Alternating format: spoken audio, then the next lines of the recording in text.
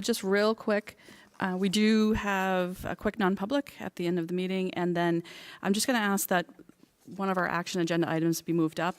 So Michelle Lavaz is here to talk about the overnight trip request, and so we don't have to have her stay all night. She can if she wants to, but if we could move that first on the action agenda. Any objections? Cool. Yeah, we'll get to it. Moving on to the minutes. Can I get a motion for the April 3rd meeting minutes? I'll move that motion. Have a second? I'll second it. Any discussions? Just, there was one, I don't have it in front of me now, I can scroll down, but it was just a typo. Yeah, that's the one. So on page, sorry, I should put my glasses on. Page 5, the very last motion, it says generator to move and Angela Brassad second, and it should be Hubbard. I don't know why that keeps I sneaking know, it in keeps there. auto-correcting. It's all right. Wrong, Angela. All right, everyone good with these changes? All right, Make an amendment, yeah. you make an amendment? Now we will accept them. Okay. Anyone in favor? Aye. Any opposed? Ayes have it. Moving on to our special presentation, BES Select Choir. So sorry, now it really works. Lori Kruger is going to introduce our fantastic BES students. Does this work? Oh, it does. Wonderful. Welcome tonight. We are really excited. At Bow Elementary School, we've been slowly adding different extracurricular after-school activities. And this year, we added a select choir under the direction of our music teacher, Victoria Kephart, and our math specialist, Rachel Hunton. They both have their own performances, and they have done great. And in fact, 2 years ago, when I saw Rachel at a performance, afterwards I said, we have to do this at school. So I'm going to let them take it from here of our 3rd and 4th grade select choir.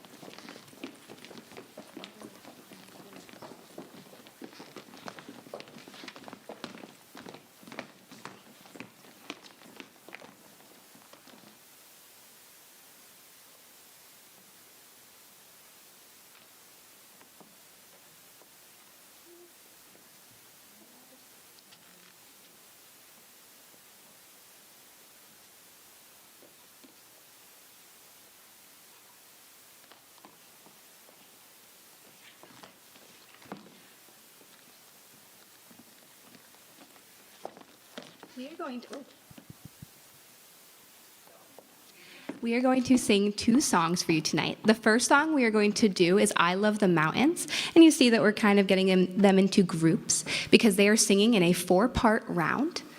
After that, we are going to show off our scatting skills with a song called Feeling Jazzy.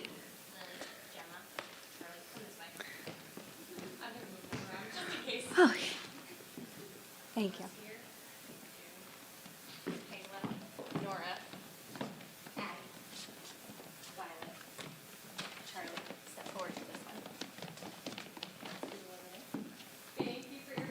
Thank you. And then can we all shift down this way? Everybody shift down. Awesome. All righty.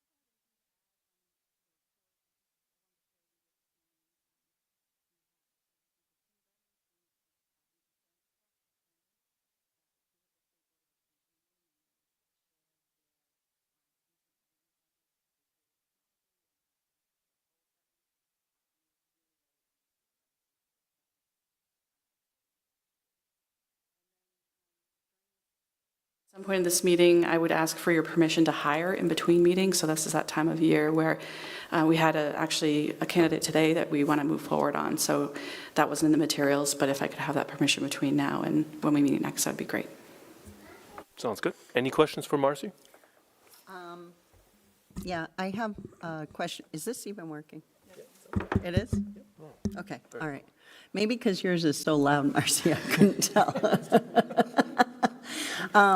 So you talked about with the SAU alignment of school counseling efforts. Now Connor made it really loud, so, sorry. You said something about a flow chart that would clarify the process. Is that, can you? That's not my report. That's under the action agenda. So I have the strategic planning process under the action agenda, and I can talk about it there, unless you want me to talk about it now. Oh, sorry. Nope, that's fine.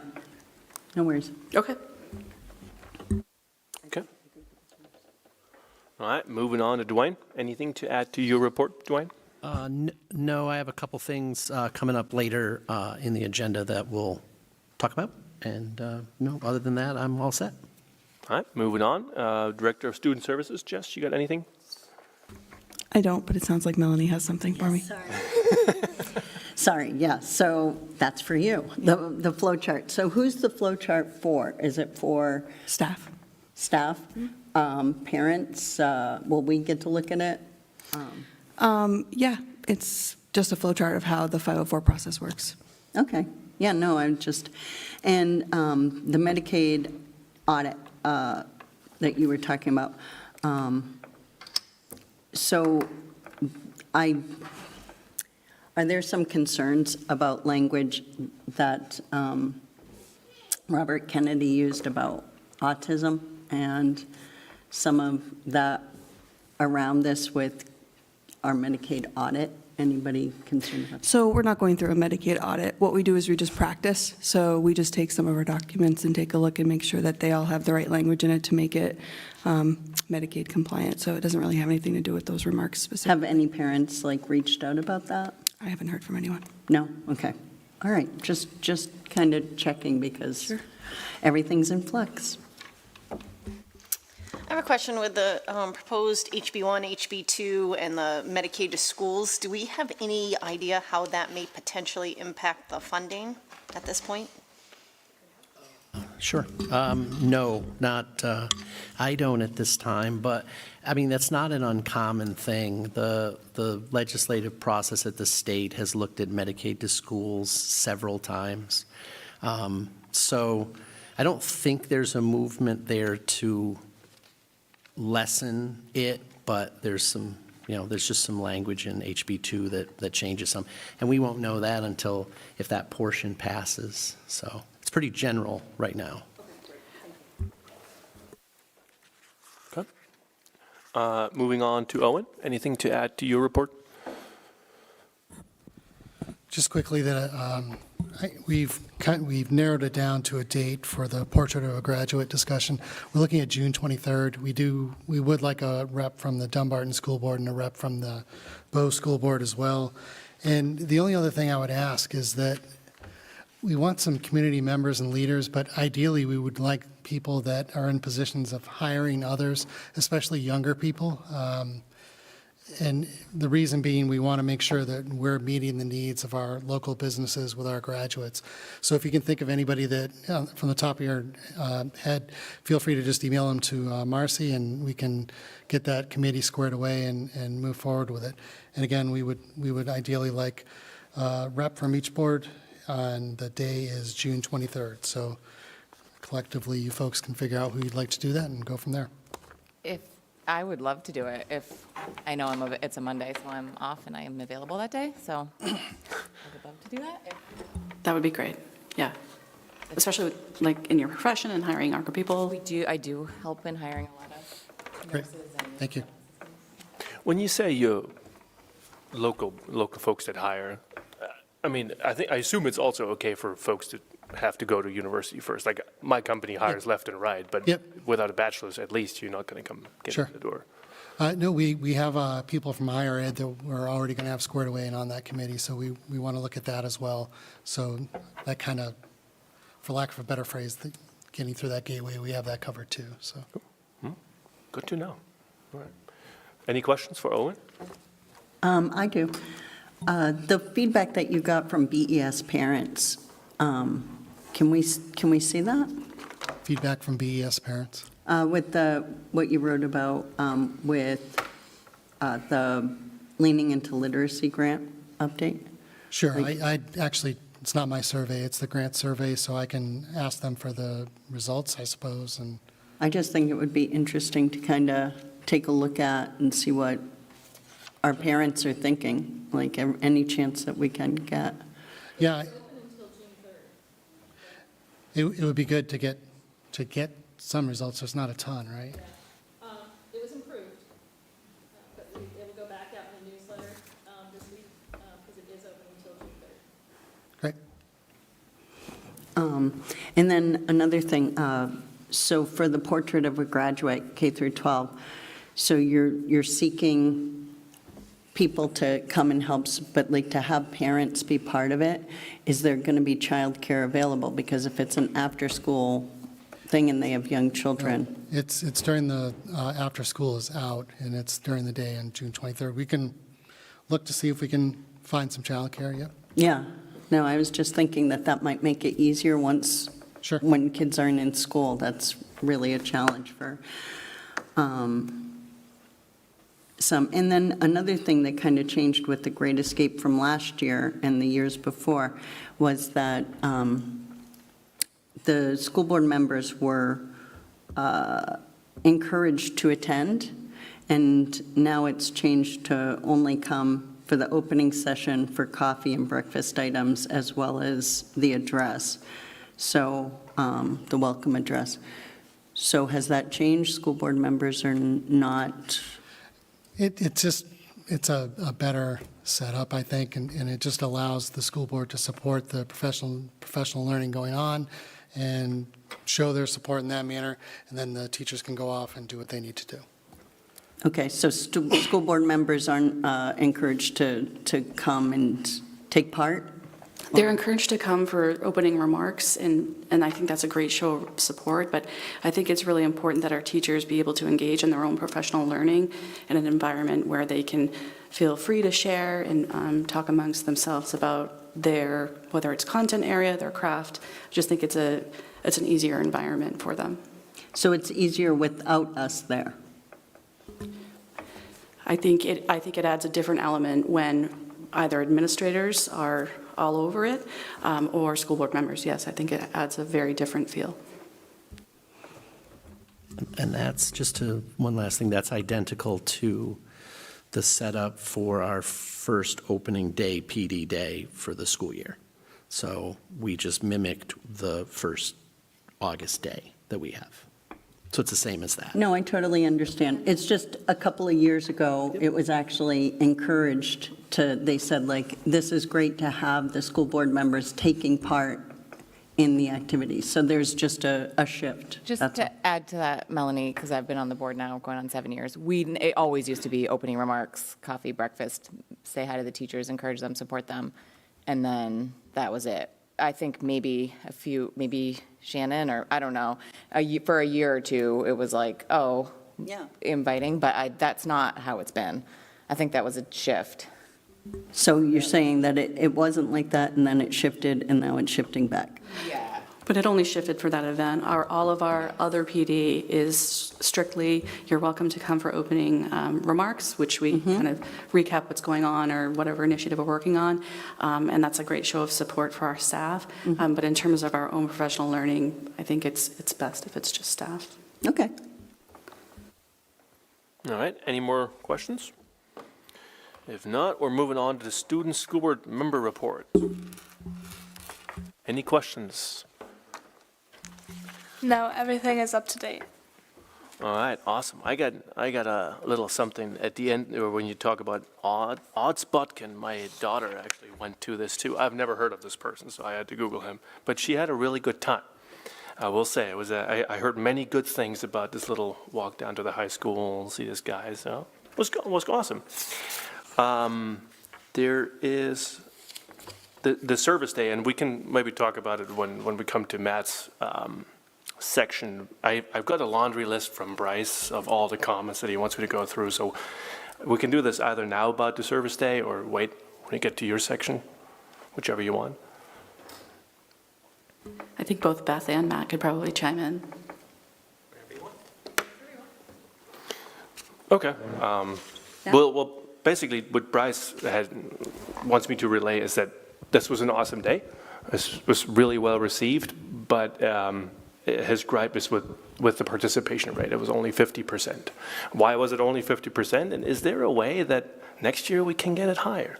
Sure. So the reality is many folks in our community choose to start vacation prior to the week of vacation. So if we go back historically, the Friday before April vacation, the Friday before February vacation, the Friday before December vacation, we tend to have a high absentee rate. So that's a big, big factor into why the numbers are as they are. I thought it was an awesome day. Beth, I was going to talk about this. Beth did an amazing job finding community partners. I think I cannot say enough about how much work that Beth put into that day. I think one of the best things that the kids who took part seriously. I don't think anybody has ever said that they've enjoyed a group of sophomore boys, but we had people in the community talking about enjoying sophomore boys, right? So the kids who took part seriously. They worked hard. I think one of the things that I'd like to look at is moving it, keeping it that same week, but moving it to a Wednesday. I think if we moved it to a Wednesday, then that would naturally increase the number of kids who participate. A lot of the kids who had athletic events that day participated because you have to go to school to participate in athletics. If we moved it from Friday to Wednesday, Wednesday is a day where there would be more teams in action, and so those students would naturally have to be here in the building. So yes, I think that would be a way to increase the numbers. I would just add a way to increase numbers may be natural next year, because my kids went in part because they had an athletic event that day. They both did different things, and they both loved it, found it extremely rewarding. They enjoyed it, and I think regardless of whether they had a sporting event next year, they would do it. So I think as kids talk about it too, I think it was very well received. So That's awesome. As a parent who took 2 absentee days, Thursday and Friday, I totally get it. Wednesday would have worked. All right. Moving on to District Administrator's report. Lori, anything to add to your report? Thank you. Yes, that's why we do our event on Wednesday, too. There were 1/5 of the school was out on Friday at BES, and we probably have the most children show up because everyone's still packing. But I just want to think this was a great day today for BES. I loved the presentation that you saw tonight, but this morning, Marcy and I went over with 5 kindergartners from Colette Flanders' class to do the Ed Focus for the New Hampshire State Board of Education. And so those kindergartners presented their writing project, which also had a digital component, in which they also talked about their work on that piece that they wrote for their ocean unit, and how they did the process. The kids did great. They actually had to wait half an hour because the board meeting did not start on time, so as people were late. But that was a really wonderful experience for us. So that it was great to go over and do that. The other thing is kindergarten registration is ongoing. We're only at 67. So we have put out on all Facebook and social media sites. We're doing a family night, orientation night, on now May 28th, because on May 22nd, when we originally scheduled it, Celebrating Children is graduating. So that would be a lot of our kids. But that is definitely a number that I'm watching. Where that goes. So hopefully, when we put that out, we said to come to family orientation night, you have to be registered. So that's a little low, but it also could be people not completing. But it does make it difficult for us. If for some reason we ended up with a small class, we had made a decision in a different grade level to take a class that had always been 6 sections and turn it to 5. So our projections are to be at like 105, 110. So I do hope that's where we end up, but that would be a lot of people still. Any questions for Lori? I have 2, one from me and one from Bryce. I'll go with Bryce's first. He mentioned to me the BES open house in the fall when we start the school year.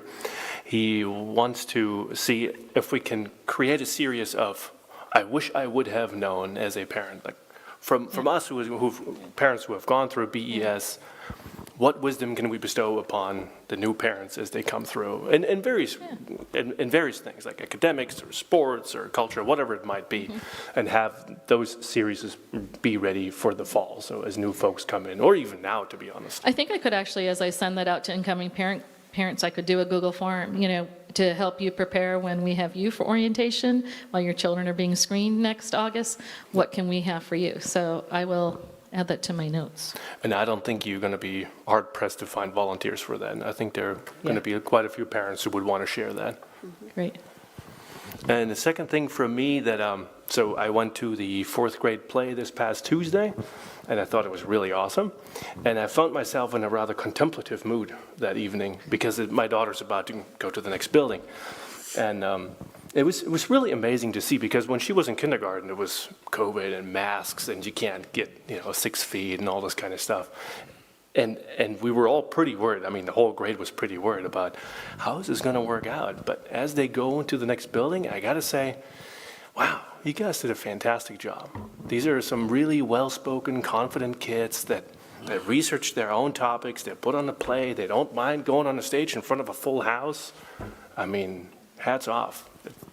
I was really impressed. Thank you. We have felt the same way watching this group, because they were the kids who, could a 5-year-old come to school with a mask and stay behind a clear screen? Yes, which amazed us. They only were with their class that whole year, whether it was recess or not.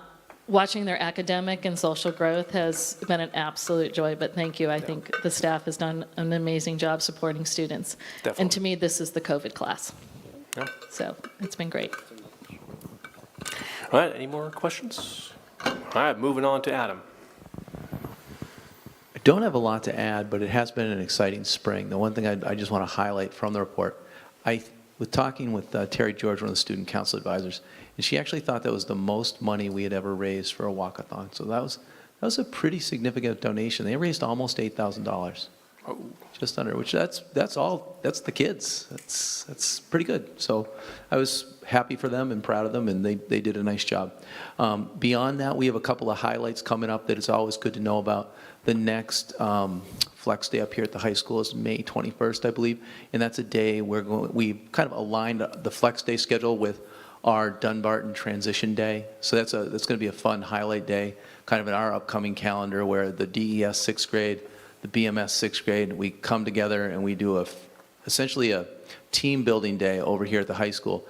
And Matt and the kids at the high school have been very supportive of that. So you've always had a good crew of volunteers who come out, and they run all the stations. So it's a really neat district event because you have a lot of kids engaged, from the little, 6th grade, I guess they're not that little, the medium-sized kids, right through the big kids running the stations. And it's really, it's good. It is definitely the fire hose season of the year, where everything's just coming at you fast and furious. We'll have final concerts coming up here in about 3 weeks. The 8th grade dance, the transition celebration. It's going to be a lot in a hurry, but those are kind of the upcoming highlights. And of course, athletic season is soggy so far. That would be the overview of, as all of you know. So a lot of canceling and rescheduling going on at the moment. Any questions? Any questions for Adam? I have one question, Adam. Sure. So you said the student council tried to open both the gym and the cafeteria for the dance. How did that go? You know, I think it's an idea that's worth continuing to try because dances are losing their luster a little bit. Like I've been chaperoning dances for decades enough now that I've seen dance participation it has dropped a lot over time. And dance participation is now far lower than it was a decade ago. And there's a zillion reasons for that, you know, and you probably see it in your own kids.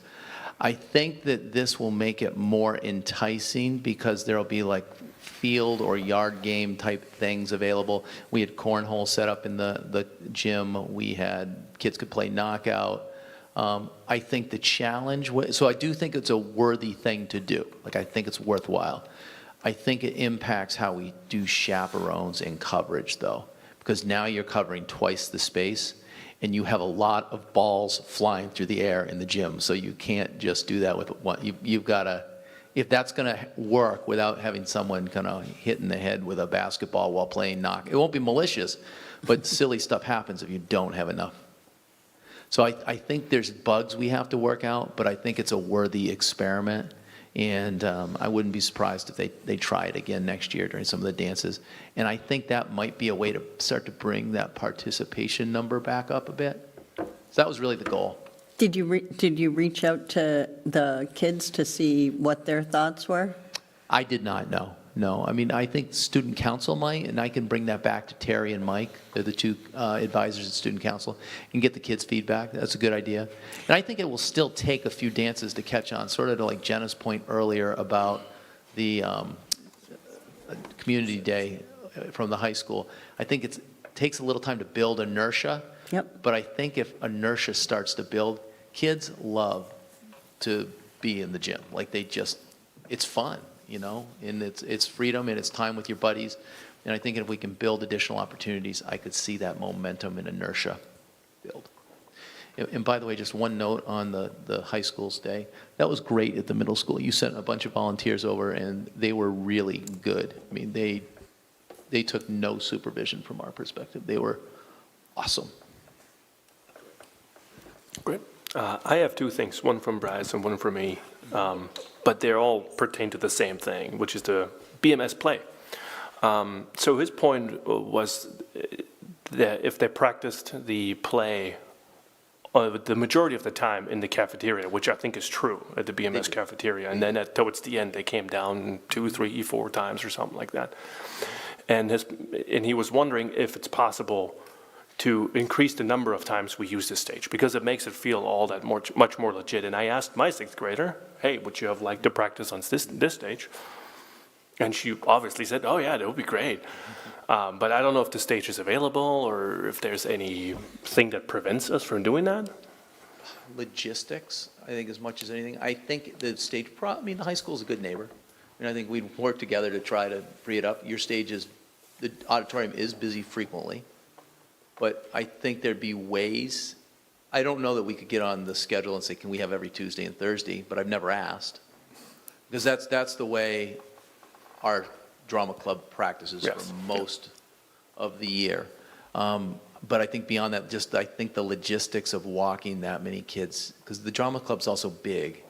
Oh, it is big. I mean, it's like 45 on a low day. So if you're trying to march 50 kids down here all winter long, I think that's the part that gets a little, because it was an after-school club, so it would be, that just basic logistical piece, I think, is one of the. That's a bummer. That'd be great for the kids to have more stage time. Yeah, and I've looked into it before. I know selfishly the drama director really likes to be, she's got all her props, she's got all her materials in the BMS cafeteria closet. I think our custodial crew would love to have them stored in Matt's place, but I don't think that Matt would love to have them stored in Matt's place. Drama is not without stuff. Like, when you get into the world of drama, there is a lot of stuff that goes with it. So we just have to figure out the storage, and you don't want to have duplicates of things. Well, that goes actually towards my point. At the end of the performance, the director mentioned, next year we're not going to have costumes. Now, I don't know if that was a joke and that no one understood it, but I've had quite a few parents actually text me say, what, there won't be any costumes in next year's play? Are you serious? So, I don't know I What- can find out about that. I don't imagine that's the case, but I can find out about that. Yeah. For the record, we had this year's play was Frozen Junior, and I don't know if you guys ever seen Frozen, but there was a 6-foot-tall Sven, like the That's pretty impressive. reindeer on the stage, which was really cool. So Historically, Marilee has been known for her costumes. I mean, she makes a lot of them. So I don't know, she's also, this has been her retirement gig, because she just enjoys it.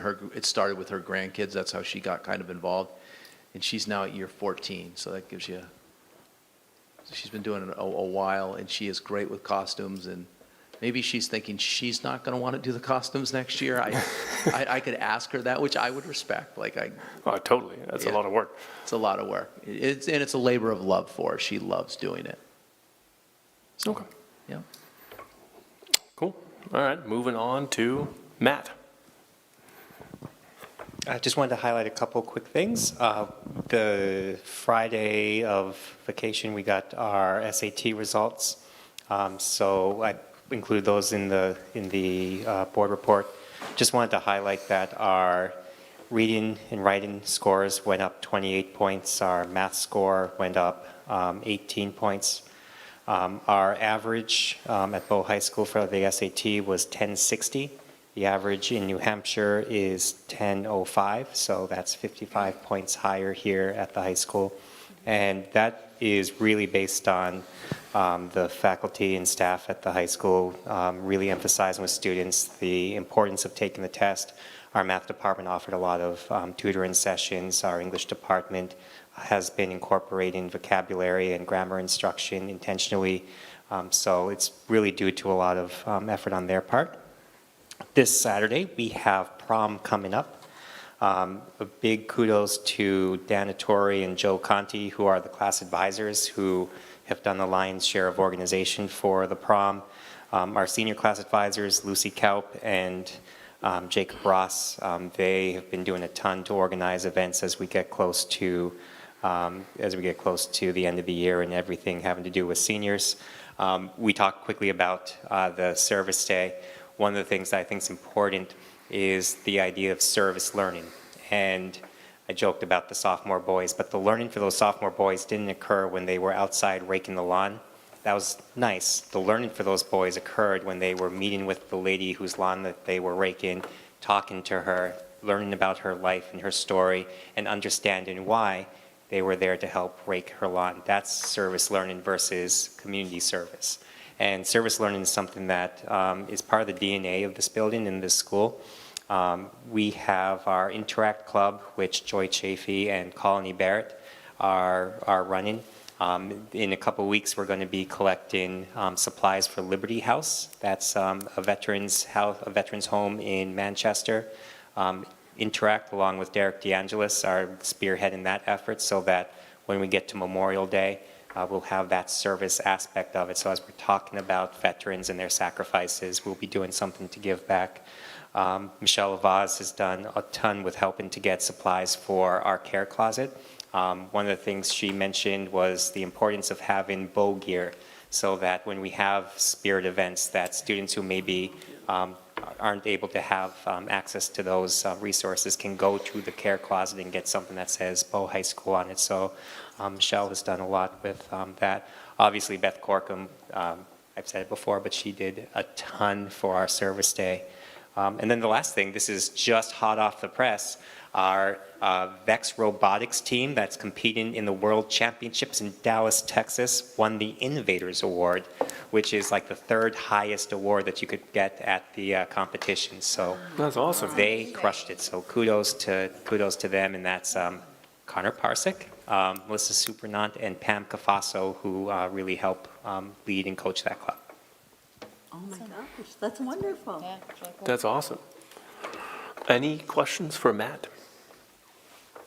I actually do. So,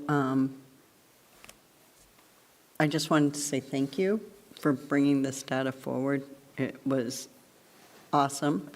I have to say to the staff for doing this, it's just, thank you so much. It's wonderful.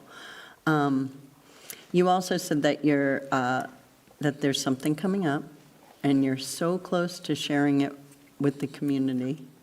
Can I ask how close?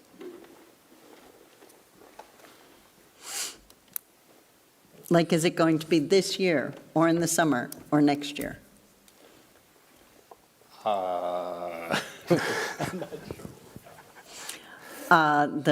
It says, working on 3 of our initiatives for the year, developing an advisory. Yes. Advisory is coming next year. So that is absolutely in place next year. One of our other initiatives, AI, we had our staff forum on yesterday, and we talked about how we're going to incorporate school AI into teaching students how to use AI to benefit them.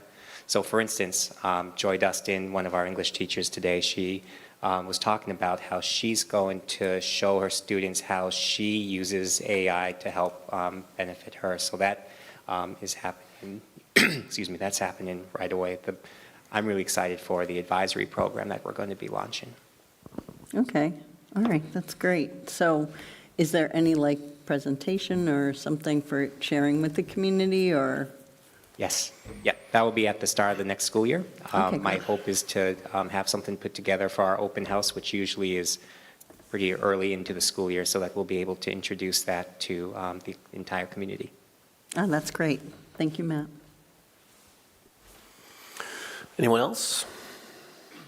All right, moving on to Chris. Anything to add to your report? Yeah, I don't have a lot to add to my report, just a quick update on the outdoor Wi-Fi project.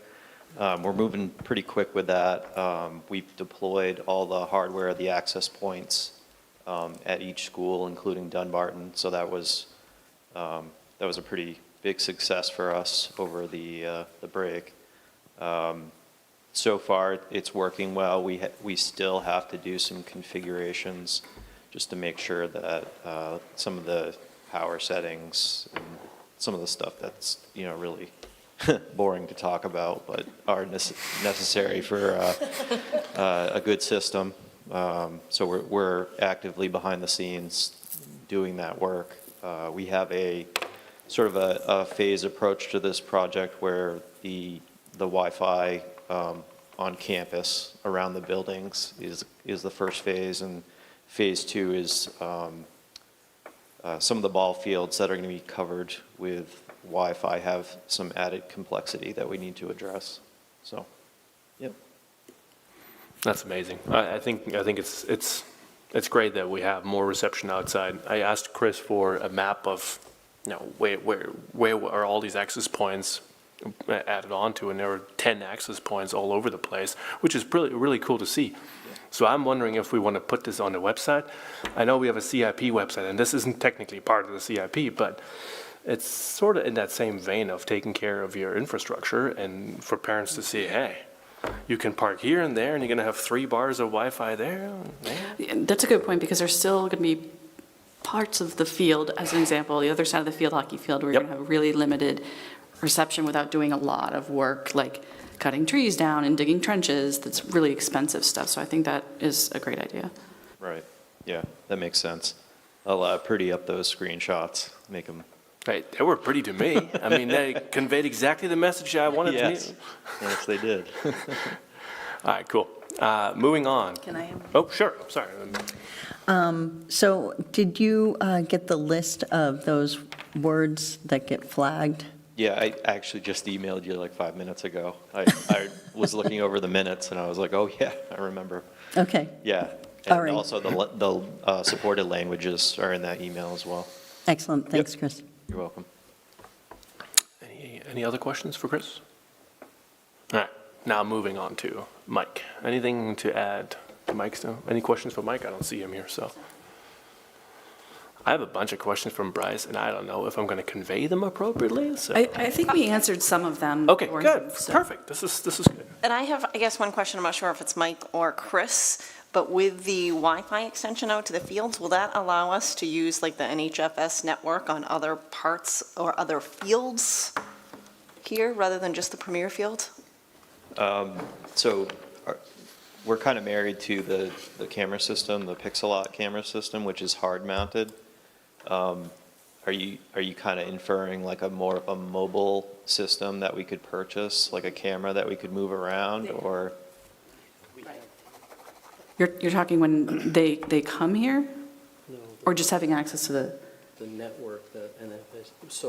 So right now, we only have for outside, the NFHS camera is on the Premier Field. We had, or I think we might still have, a mobile unit, and it's been problematic because it's not live. You record it and then you upload it, and some of our teams do that themselves through other platforms.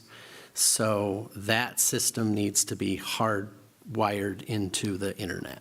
So Right. it can't run off wireless. Right, we've used that system out on the baseball field, hockey field. Oh, okay. Yeah.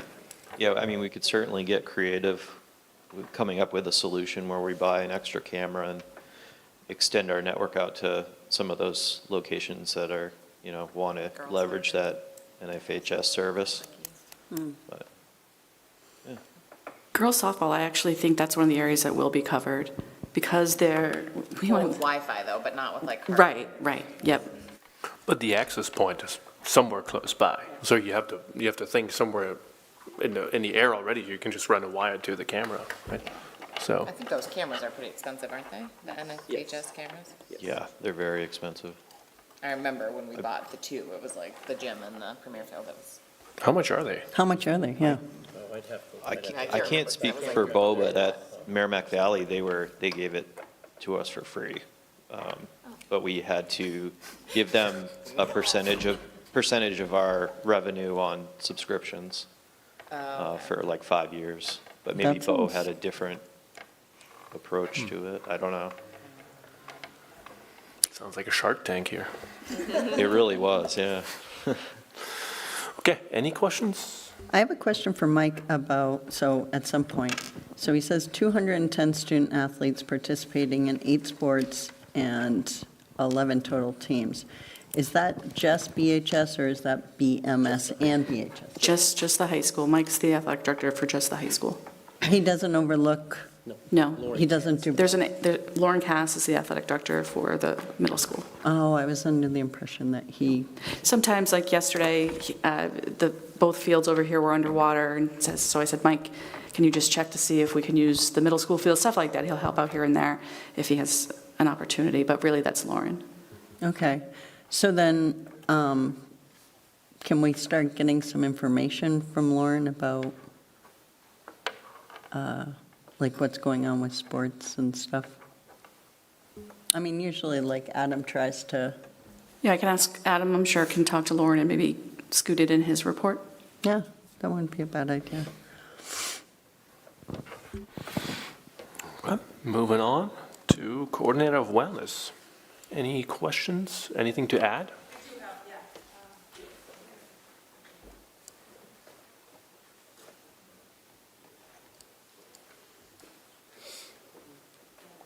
On? Yeah. Just on Monday this past week, we did the Who We Play For cardiac screenings here at the high school, which was awesome. A couple weeks ago, they had done it at the middle school and had about 120 kids screened at the middle school. We had another 60 students screened here at the high school. So total 180 of our students received a heart screening, which is pretty awesome. And it was just a great system. The people who came in were wonderful. We had an awesome system here that it wasn't really disruptive to the day. The kids came on time when they were supposed to. We weren't chasing them around to get them there, which was really cool.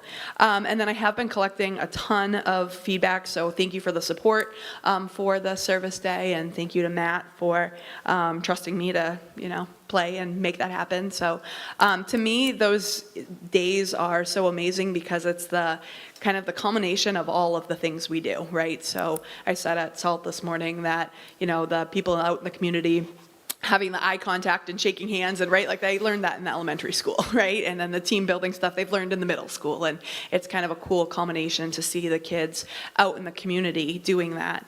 I have shared, and Matt shared, one of my favorite feedbacks is I enjoyed the sophomore boys, because that's not something we usually hear.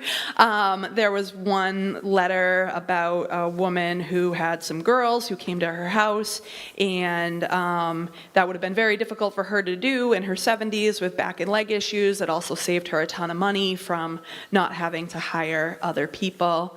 The kids who went to the Concord Community Music School, they were incredibly grateful for that, but I loaded up my car with snacks and waters and stuff and wanted to check on people, obviously out in the community, but also feed them. That kept them going longer.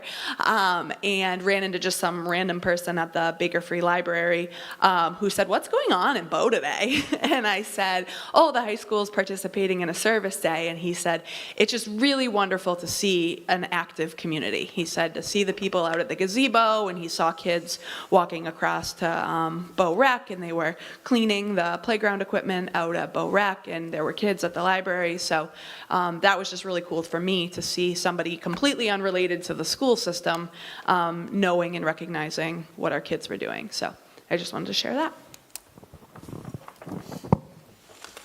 That's great. Any questions?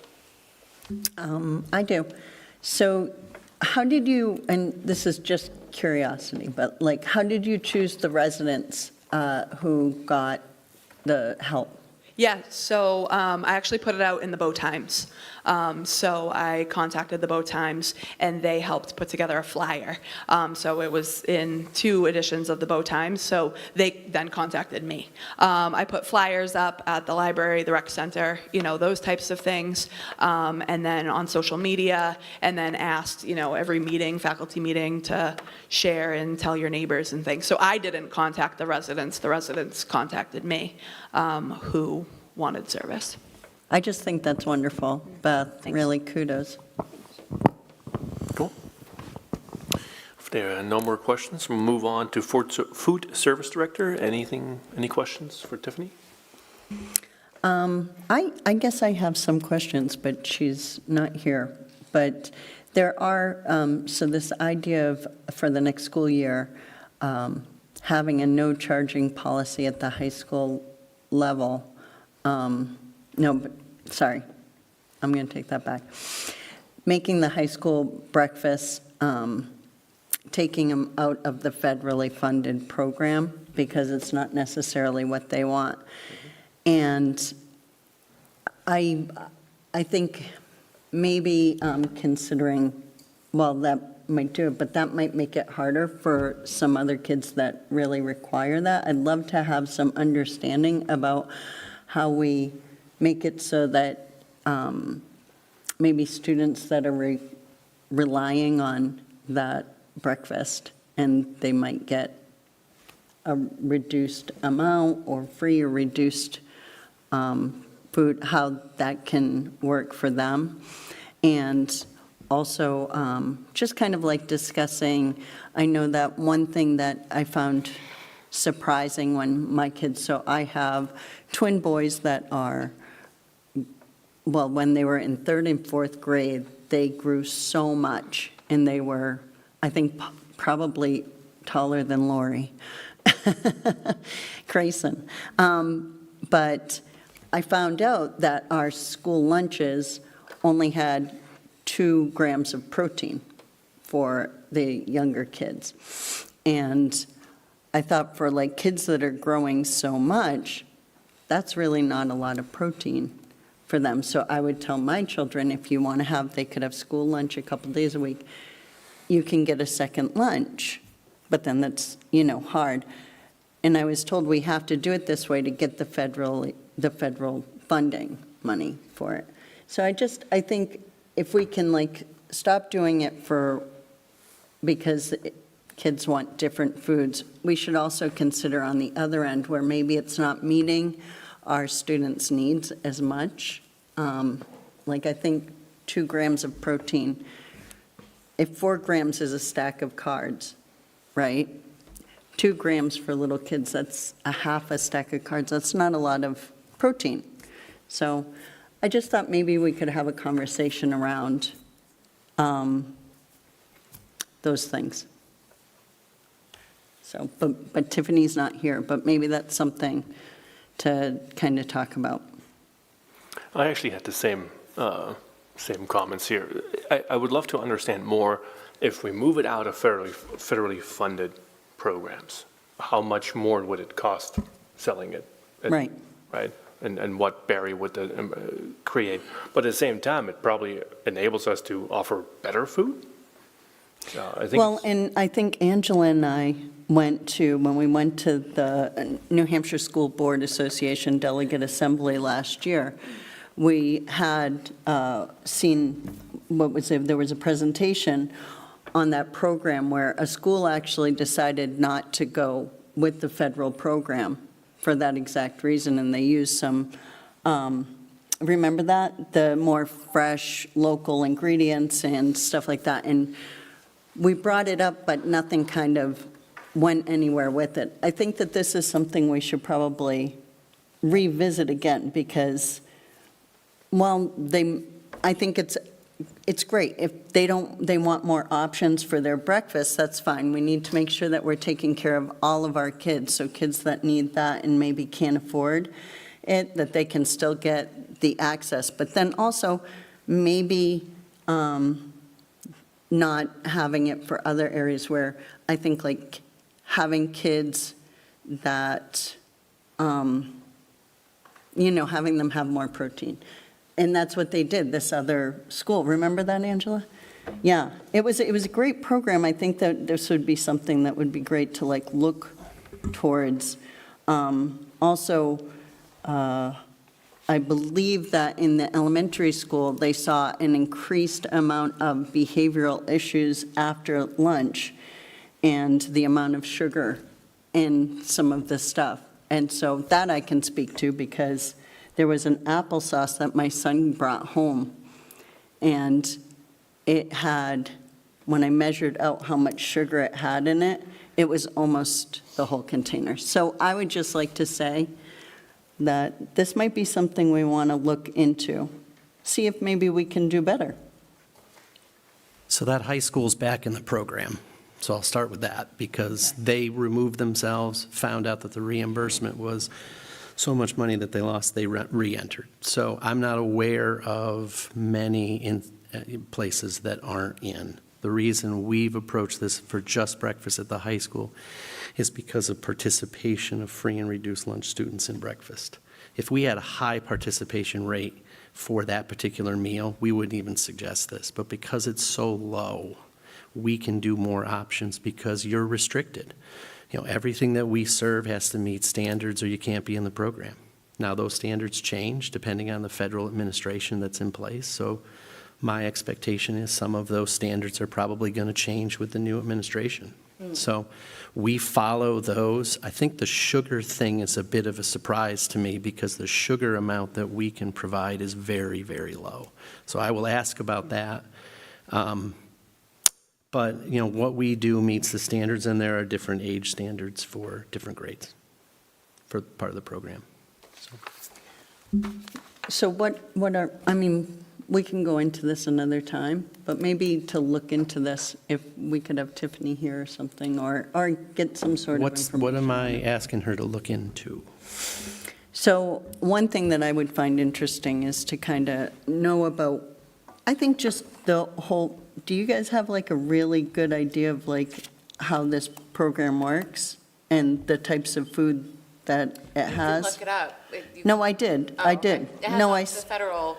No, I started like reading about it and everything, but I think it would be great to like. Tiffany did review this, I think, with you at a wellness meeting at one point. So we can definitely schedule a time, or if you send us some items that you want us to have answered from her, we're certainly glad to have her put it in a report, and we can bring it to the next meeting. That sounds great. Thank you, Marcy.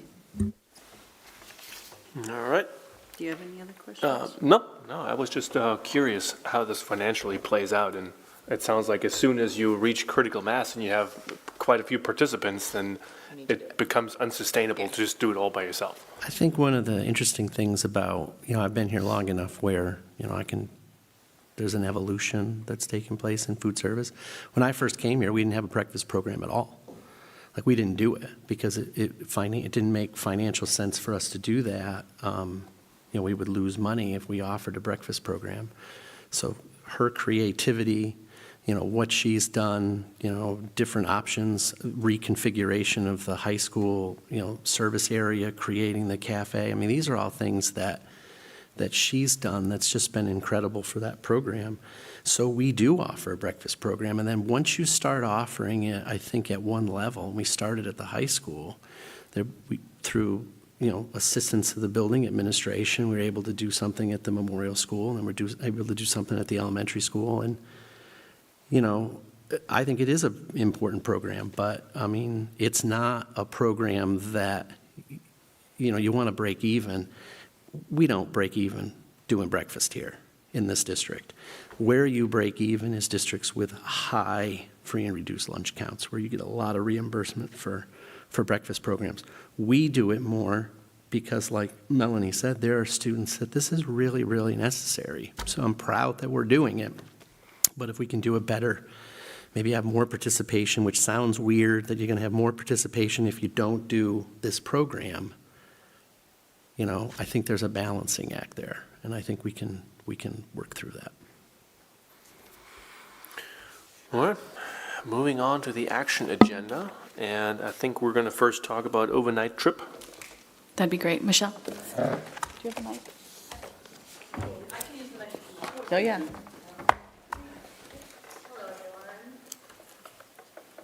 Great. Yep, it's on. Okay, so my request is that we start a Washington, D.C. trip at the high school. It would run as soon as school was out. We're thinking maybe the Monday through the Thursday, be a 4-day trip. This February, I went on an EF tour to kind of see how that company is. I've used World Strides in the past. I've traveled with EF, but it had been 20 years. So I went on a trip to Panama, kind of checked out that company again, and I was very happy with the way the company ran the trip. So that is the company I've chosen to go with if I am approved. So I don't know how many kids will sign up. I think, like we've talked about before, it'll take some time before we get some momentum. And I'm hoping that it'll kind of be oh yeah, after school lets out, the following Monday, we go on a trip, that's the BHS, trip to Washington, D.C. It fits really well because we teach civics now at the high school. Every single junior or senior has to take civics. They have to pass the naturalization test. And as I teach that class, and the kids they're excited about it. They really enjoy learning about their government, and I think it'd be really cool to kind of make it there, after they take it. And they don't have to be a junior. We could take freshmen, sophomores, juniors, seniors, whoever wants to go. But over their 4 years, they could pick a year and attend the trip. So that's my request. It's a 4-day trip. They would take a train out of Boston. They don't bus anymore because it's too expensive. And they say the trains are just a lot more efficient. So we'd take a train out of South Station. We'd be in DC around 11. We'd be there early. We don't have to tell the kids that right away. We'll leave that kind of quiet. How early we'll be in Boston, just, oh yeah, you're leaving in the morning sometime. And then we get there and we have a half day there in DC. And it's all the normal things, Mount Vernon, doing the tours of the basin, Smithsonian, all the sites, Pentagon. It's a pretty comprehensive tour. So the cost would be $14.49.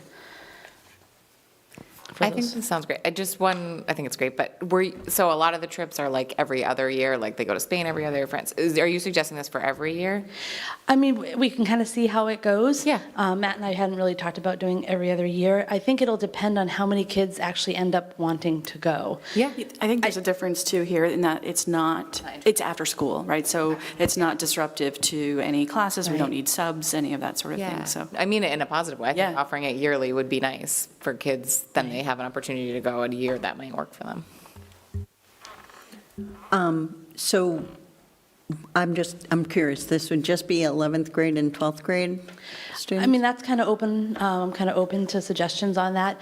I'm fine with taking freshmen, sophomores, juniors, or seniors. I think it would benefit them either way. If they went before taking civics, they'd still have the same experience that we could then draw back on in class, or they could wait till junior and senior year and then go after. And do you have enough staff to? We'll have to see how many kids sign up.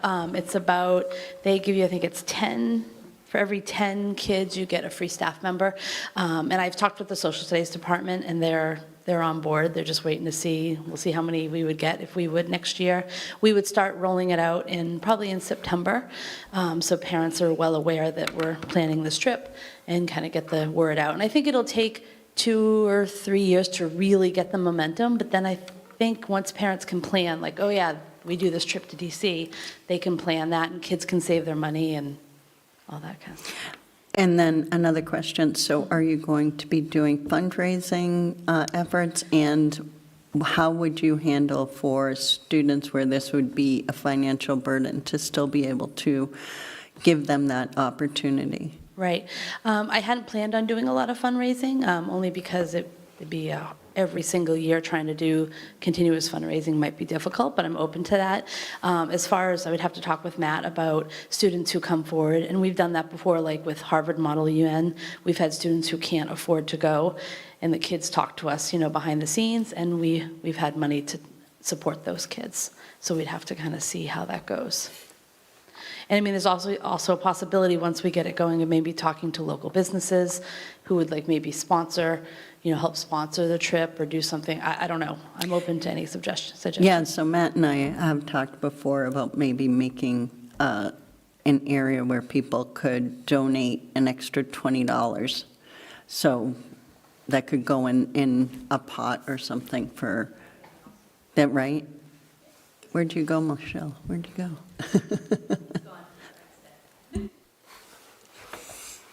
All right, and I think you would want a motion from us to approve this? Yes, please.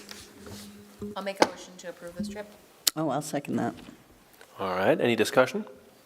Hearing none, all in favor? Aye. Aye. Any opposed? All right, the ayes have it. This is great. Thank you so much.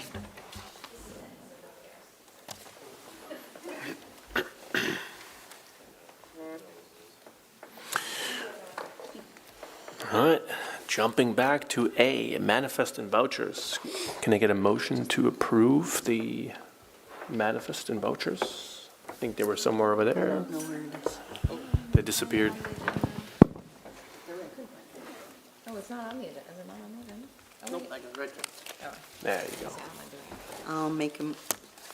I'll make a motion to approve the manifest in the amount, for the period ending in March 31st, 2025, for the amount of $2,660,843.02. 66,000, did I say that wrong? Okay. Second. All right, any discussion? Thank you, Angie. Hearing none, all in favor? Aye. Aye. Any opposed? Ayes have it. All right, moving on to personnel actions. So we have 3 resignations that we need to act on. Don't know if you want to take those all at once. I'll make a motion, regretfully. I'll second that. Regretfully. Very regretfully, yes.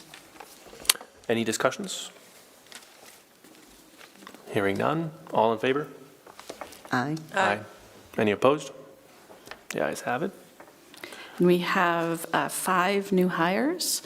So our BMS Library Media Specialist, who's actually here in the audience, Christine Wave. And then 3 more hires. As you know, we had a bunch of retirees at the middle school. Adam came in hot out of the gate, so he's going to owe us for that. But we had some really experienced people, but we're really excited about those new hires. So going to the middle school are Christina, Lindsay, Sarah, and Chandra. And then we balance that out with a new school counselor at the elementary school. All right. Can Can I get a motion? Can we do a blanket for this too? I think so. I'll make a motion to approve all 5 of the new hire candidates. And I'll second that. All right, any discussion? We're very happy to have them. Yeah, they all seem like really Yeah. strong Yeah. candidates. Yeah. For sure. They are definitely some sad phone calls Adam had to make to those schools, so. I bet, Yeah. yeah. Yeah, we're very excited. All right, No, I know. Right. Yeah. Yeah. Just while we're on hiring, if you want to vote and give me permission to hire until, one of the, I didn't mention this at the beginning, but one of the things we're going to need to talk about as well is our June meeting.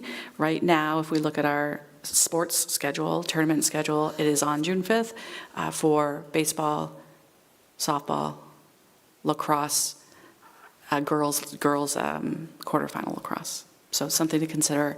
This has happened the last couple of years too, so. Let's vote on the hires first. yeah, let's vote on.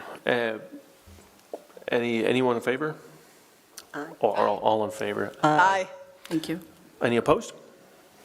Hearing none? We're good. I'm totally cool with letting you hire people, and then usually in August or so we meet, and then we go back and make it formal. Yeah, and so whether we end up meeting in June or not, what will happen is, actually probably tomorrow, you'll get an email from me with the candidate and their information and where they're going, and then I would just ask for consensus from you. Do you need a motion on that, or do you just Please, verbal? yes. Okay.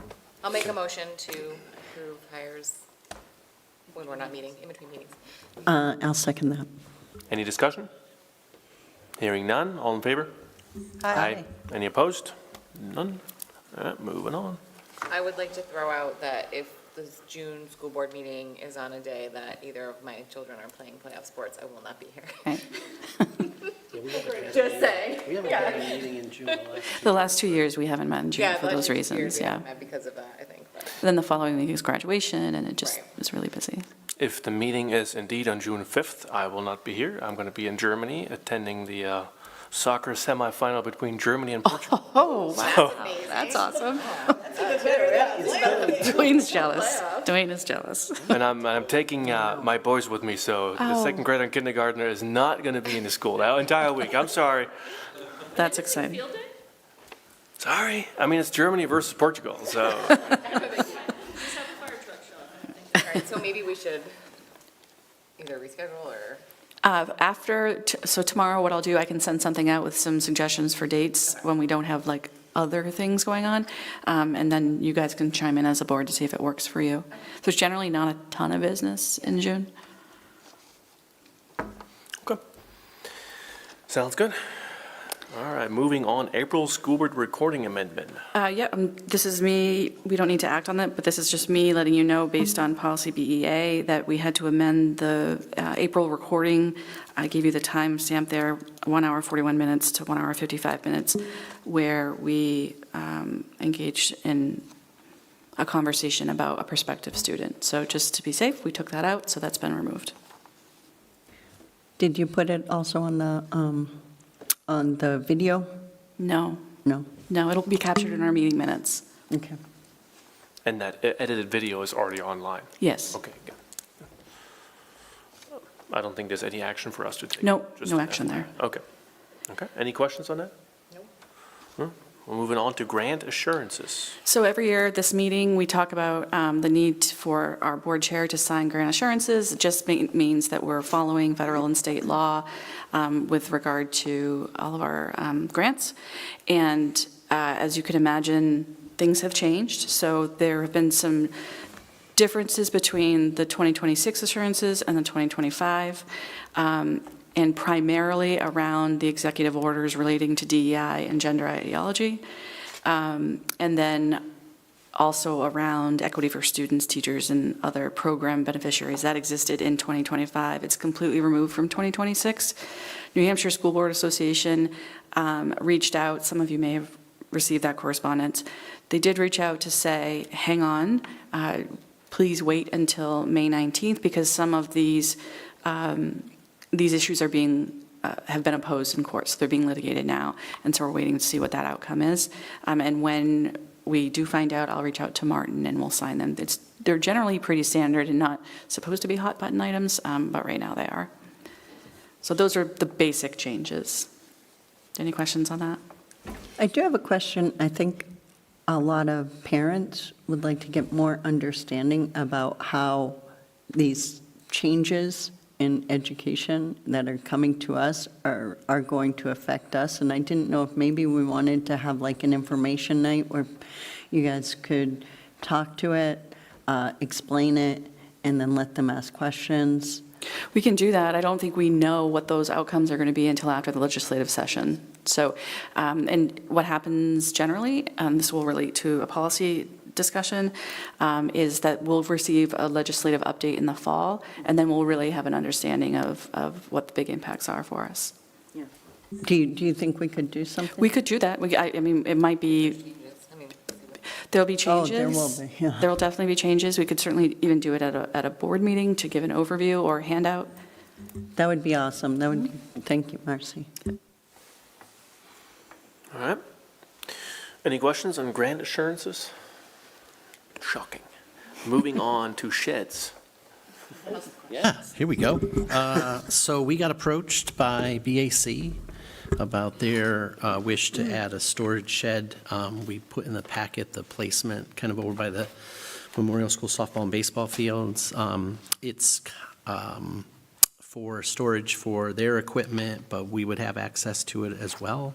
I mean, it's similar to the shed that the Boosters just put over at the Premier Field next to the track shed. So why we bring that to you is that becomes a permanent structure that we need your approval to add it to insurance, and because it's on our grounds. Well, I would make a motion to approve BAC putting a shed on BMS grounds. I'll second it, but can we have a little discussion? Sure, of course. I'm just curious because I was literally just standing out there in the rain, and I looked over and we have a shed there.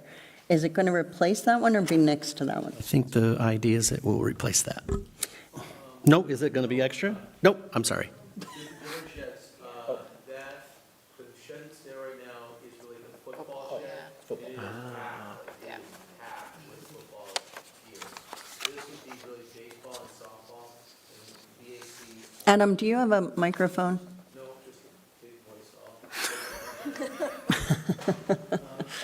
I think it's. Sorry, I just think that some parents are going to want to. I think it's working. Oh, it's working. Oh, there we go. All right. No, they're two different sheds. The first shed that's existing already is the football shed. It is packed. It's actually, it's good to not commingle lots of different sports because that's how stuff just gets broken, trashed, lost, go right down the list.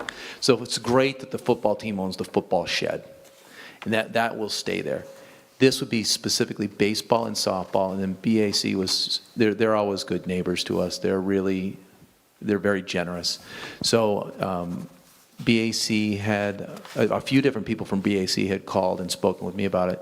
In the end, Jared and I were talking about it a bit, and he literally just asked, how big would you like it so that it would accommodate both BAC baseball, softball, and BMS baseball, softball. So I thought it was really wonderful, to be honest. And so it'd be a 16 by 12 shed, which is quite a bit bigger than the football shed, quite a bit bigger than the basketball shed, because there's another BAC shed up right behind sixth grade too. And it is really helpful that those designated spaces are there. And this would be placed a little bit more down, almost like directly between baseball and softball. Like it's literally splitting the difference, so it would be equal in distance for both teams to get to it. That was the goal anyways when Dave kind of marked it out. That's about all I have to say about the shed. It's just, I think it'll be helpful and good. That's awesome.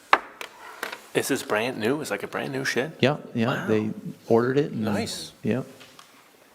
Okay. Well, I think it's great. All right. Everyone in favor?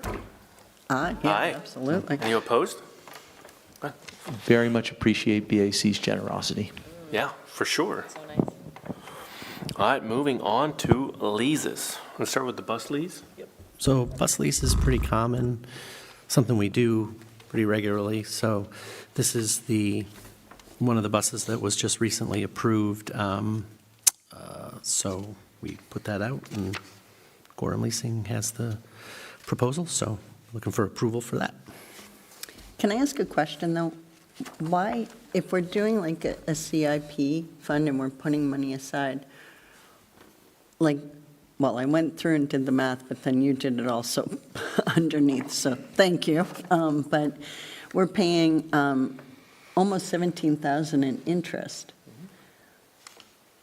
If we have the money in CIP, well, I know it's not. But we part of- don't have the money in That's right. CIP. Okay.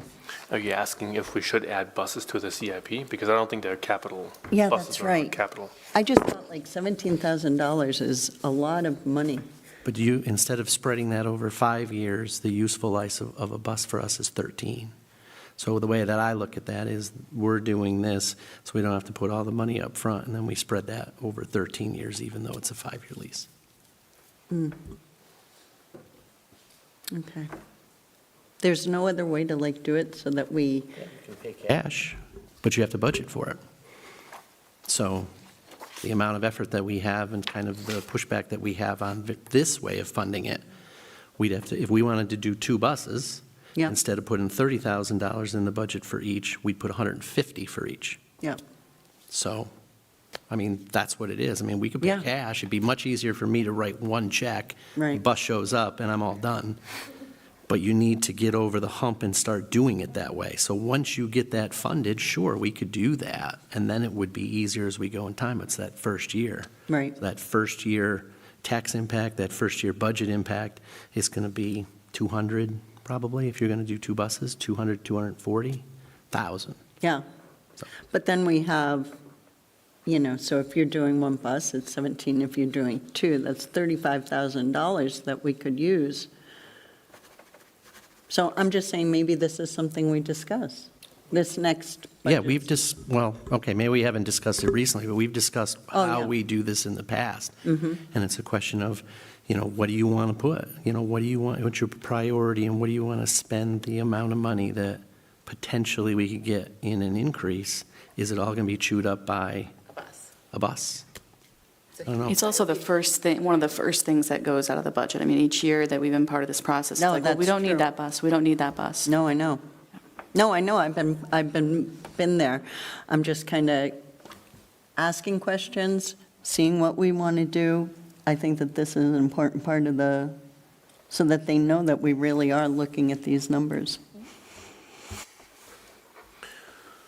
Do you need a motion from us, or? Yes. Yeah, because I have to, so this is the last step for local, but then I have to take the minutes from tonight. I have to get a legal, I have to get basically bond count, or our legal counsel has to bless it. So they need the minutes. I have to prove that we, posted the meeting and all of that stuff. So there's some extra stuff we have to do, but we're in the home stretch, so.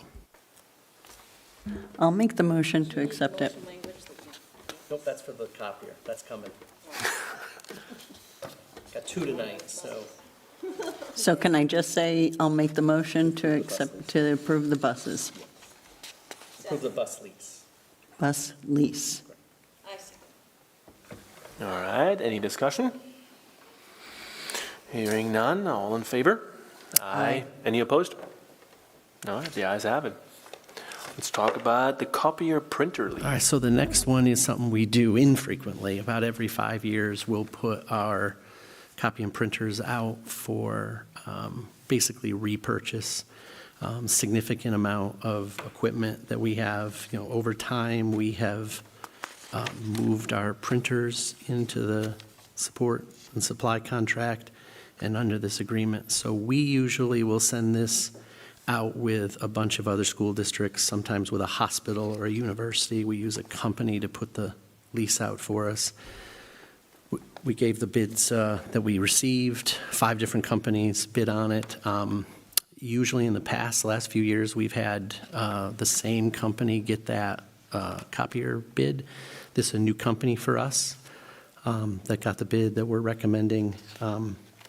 This does need that exact language. So you don't have to read it, but it'll have to be reflected in the minutes. So know that that's what we're acting on. And then there's two different motions for this. This will, yeah. So and this will be a summer project. It's a pretty involved thing for IT to kind of do this. We go in conjunction with Dunbarton. They approved theirs last night.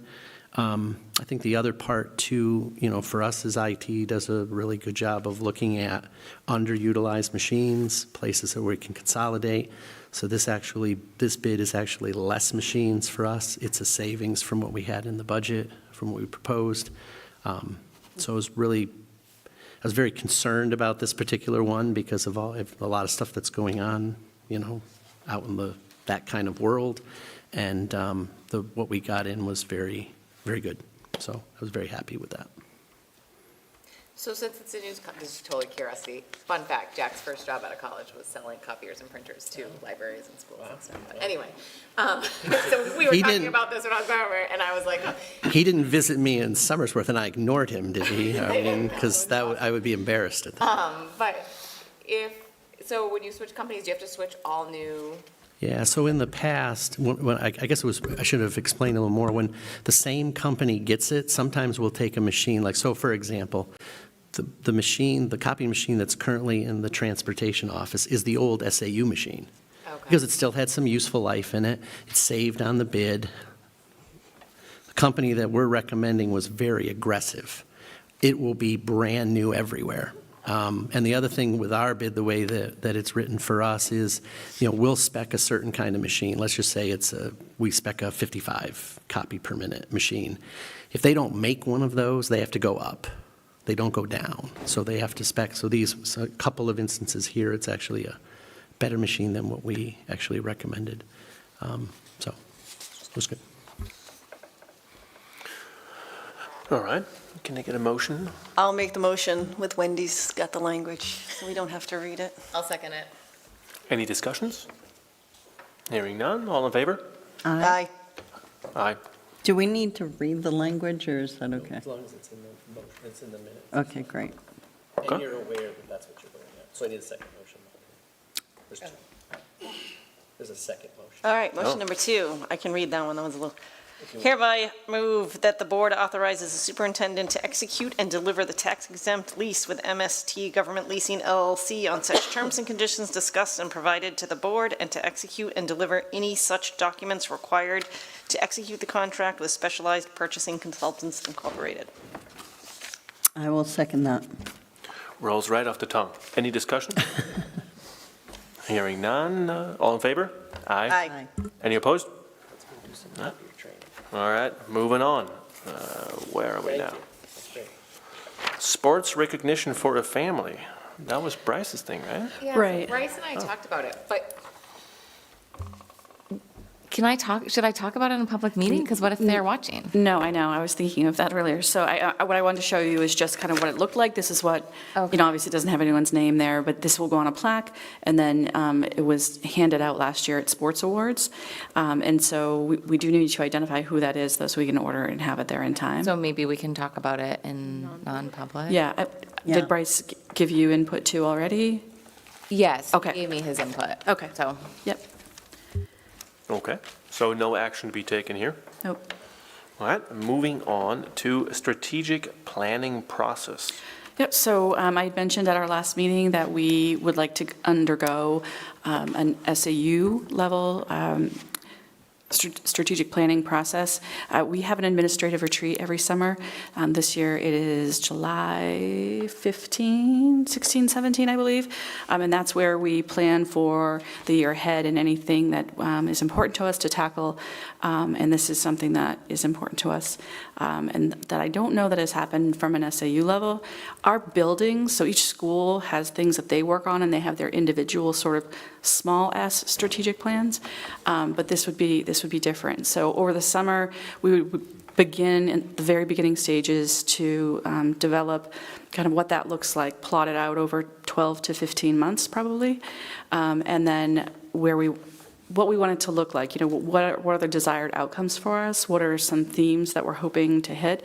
And establish what a steering committee will look like. Not necessarily who it is, or the membership, but the different roles that we want to have on that, so that at the start of the year, probably at our August meeting or September meeting in each of our districts, in our SAU meeting, to talk about membership on that.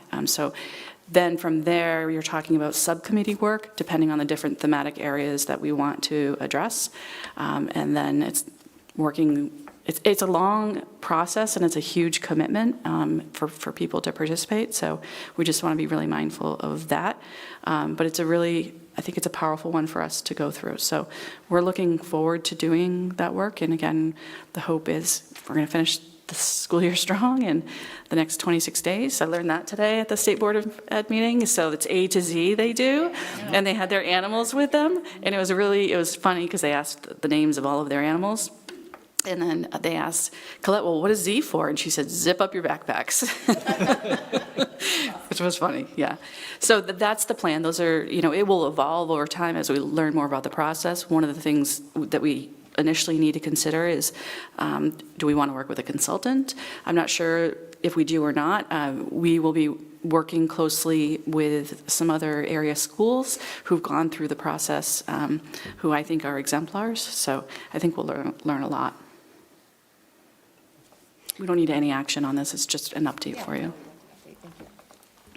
Well, I'm a little bit curious because, so this is separate from the school board? No, this will include the school board. Okay, so when will the school board get their input on what they're? Throughout the process. Oh, okay. So I would anticipate, I don't want to blindly say who's going to be on the steering committee, but I would fully anticipate that there will definitely be school board representation on the steering committee. So, but when the discussions are happening about the goals, is the school board also going to have their? It won't, say they in will what have a voice in it, along with school staff, along with community members, along with administration. Perfect. So there's an opportunity for input throughout the process. Okay, all right, that sounds great. Any questions? Moving on to New Hampshire School Board Association Board Member Roles and Responsibilities Training. Yep, so we did this last year in November. We had Drummond and Woodsum do it. This year, New Hampshire School Board Association is offering to do it. I did reach out, and Barrett Christina is available. I kind of gave them a date range. I said between now and the start of the school year. They don't really know what their summer schedules are, and I know you all are, busy in the summer as well. So it may be something that we'll need to wait until the start of the school year, which I'm fine with, but we definitely have new members, and they will discuss the roles and responsibilities of school board members. So this will be at the SAU meeting? It doesn't have to be, so we can do it for Dunbarton separately and Bow separately, but you're all going to hear the same information, or we can wait until November and do it at the SAU meeting. I'm curious as to, so here we have no new. Well, Angela is. Talk about it. Angela's never been through it. She Oh, actually, you it was haven't? 2 years ago. It was Yeah, 2 years. before. And I think it's a good refresher for, And I even if didn't you've been go. here. I was away on I wasn't there vacation. either. Yeah, so I missed it too.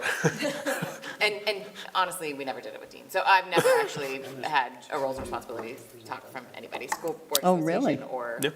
Okay. lawyers. So I think it would be helpful. Yeah, but Yeah. Angela was just saying that. It was definitely not last year, it was 2 years ago because she wasn't on the board yet. Right. And Martin and I weren't there, so.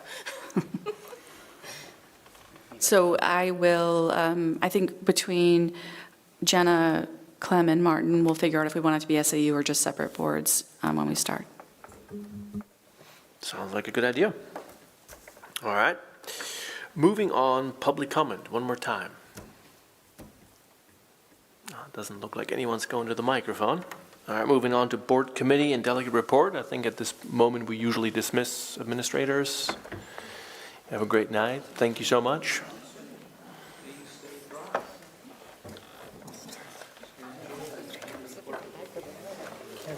Oh, Adam just said enjoy. Say what? Enjoy Portugal, the match with Germany. I will enjoy Portugal. Oh, yes. It's, I don't know if I'm going to make it, it's very close.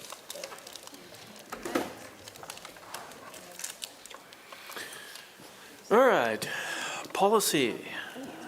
Anything to report on policy? No, just hoping to report out on a hopeful schedule, which would be sometime, I think, in October to meet in person. And that will be after we get the fall legislative update. And so those will be ones that we must change or make changes to. And then my suggestion would be again in February, because we're past all of the budget meetings, and then following that in April, and those meetings would be for updates to policies that we just haven't looked at in a long time. So I know that, so we were discussing about how to kind of streamline this, make it so it's more manageable. And Bryce was thinking, do so much once and be done. And you brought up some good points of not doing it that way. I would agree with you. Are we going to try and like divide it up so it's kind of even and we have enough time to kind of go through it, or? I think it's going to depend on the section, right? Some sections are a lot more manageable than others, and the one in October is, it's going to be, it's not going to be my choice, it's going to be based on what comes out of the legislative session. Right.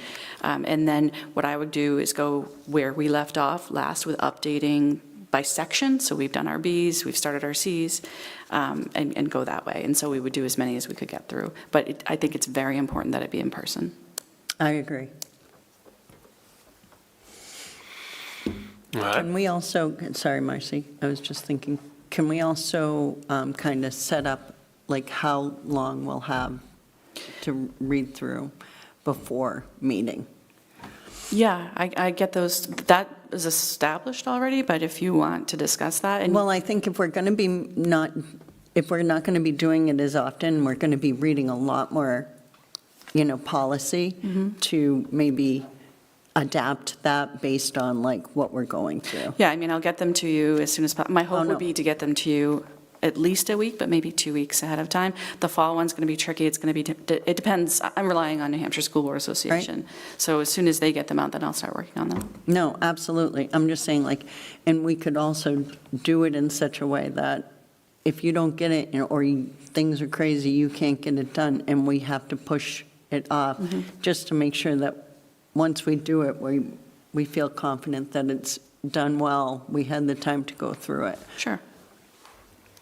Thank you. Okay. Negotiations? We are still, I think, finishing up all the language on the contracts, and then hopefully we'll have a copy maybe by the end of the school year. Oh, for sure. So there were some just typos, It's just really. typos, yeah. It's not like, I shouldn't say language, but Yeah. like grammar, essentially, that both people have caught and we've tried to correct. And Right. So definitely by the end of the year, yeah. And then everybody on the board will sign it, right? Yes. They better. Yeah. Hopefully we will all sign it. Budget, obviously, we're not meeting until November, December. Town CIP, I don't think there's anything new to report there. Wellness, Nothing to report other than what kind of Beth's talked about. same with Future Ready Schools, we have not met. Transportation, oh, Dwayne already left. Well, on the bus lease, but On the Yeah, bus just the lease, bus yeah. lease, yeah. weird. Hold up. Cool. New Hampshire School Board Association, Lots of information being put out about potential impacts on things, so it's in your email. athletic improvements and funding. Anyone have Well, any updates? Bryce isn't here, so. All right, last but not least, Booster Club. Still going, planning spring barbecue, which is, I have the date. Sorry, can't remember off the top of my head, they're all blending together. June 12th. So the big barbecue for all athletes for all year long, is June 12th, which if lacrosse makes it to semifinals is the same evening, which is kind of a bummer for sports awards. And it takes out 25% of the Booster Club parents.